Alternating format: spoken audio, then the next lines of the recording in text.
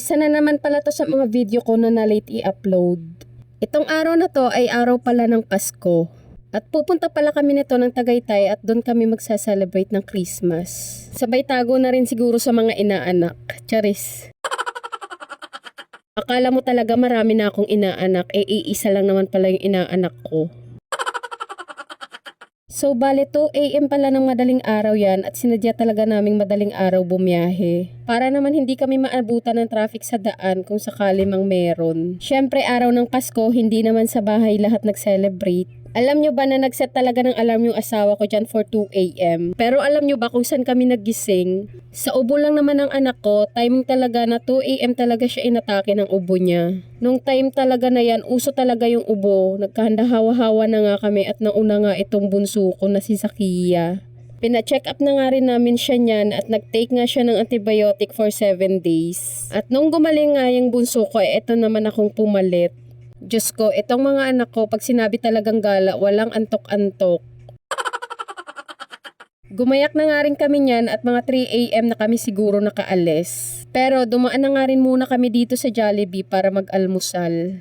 Hay nako, sa lahat talaga ng galaan at lakad namin, hindi talaga pwedeng mawala si Jollibee. First time nga pala namin magtatagaytay at bago pa namin mapagkasunduan na pumunta dito, syempre inilamba namin kung crowded ba dito o hindi. Kasi dapat Baguio talaga yung pupuntahan namin. Pero dahil nga sa nabalitaan namin na soft and traffic pala pumunta doon at crowded na rin, hindi na kami tumuloy. So after nga pala namin kumain dyan ay bumiyahe na ulit kami. At nung nakarating na nga kami dito sa Tagaytay ay naabutan pa nga namin itong GMA News sa labas. Sabi ko nga sa asawa ko, senyasan ako kapag may napansin siyang camera kasi kakaway talaga ako. Kumain lang naman ng 2.5 hour yung biyahe namin kaya medyo madilim-dilim pa nga dito nung dumating kami. Grabe, sobrang lamig pala nung mga oras na yan. Hindi nga kinakaya nung jacket na suot ko yung lamig, nanunuot talaga siya sa katawan ko. Tuwang-tuwa talaga yung puso ko habang naglalakad kami dyan kasi napakaganda talaga ng view. Pero hindi ako inform, ang haba pala talaga ng lalakarin namin bago makapunta sa area. So, Picnic Grove pala yung pangalan ng place na to at perfect talaga for family gatherings or any occasions. At eto ngang bunso ko ay tulog pa rin. So, pagdating nga namin dyan ay mangilan-ngilan palang pamilya ang nakasabayan namin. Kaya ang dami pa talagang bakante na kubo. Kaya sa mga balak magtagaytay, lalo na kung Pasko, New Year, magandang bumiyahe talaga kayo madaling araw pa lang. At dahil nga sa sobrang lamig, tinawag na nga ako nitong si Kalikasan. So, hindi ko na nga sinama yung anak ko dyan kasi medyo may kalayuan pala itong CR sa napili naming kubo.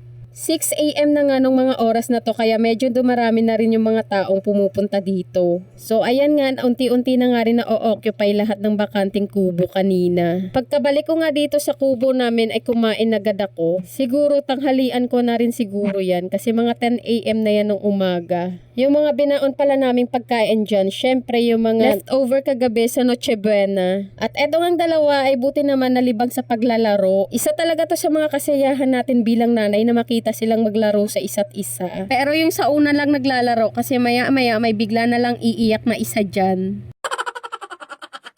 At eto ngang kuya ay akala mo bunso kong umasta.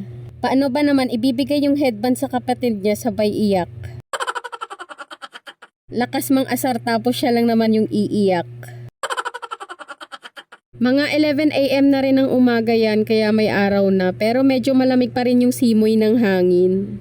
And by 12 PM ay nagligpit na rin pala kami ng gamit dyan para umuwi na. Noong nagliligpit pa lang kami dyan ay meron ng pamilya na nakaabang sa pwesto namin. So ibig sabihin ng mga oras na yan ang dami na pala talagang tao kaya nagkukulang na yung mga kubo. Kaya pala yung iba dito na nakapwesto kasi wala na nga kubo na natira. Grabe, dito na nga namin naramdaman yung pagod nung pabalik na kami sa sasakyan. Kasi puro paakyat na nga ito, kaya dito talaga masusubukan yung paa mo. Nag-enjoy naman kami sa gala namin na to kahit medyo nakakangalay nga lang maglakad. Hindi na nga kami nakapag-ipkot kaya nung pauwi na nga lang namin nakita itong mga kabayo. Pwede palang rumenta, sayang hindi ko man lang nasubukan sumakay sa kabayo. Siguro sa asawa ko na lang ako sasakay. Hoy! Salamat sa pagtanaw, babu!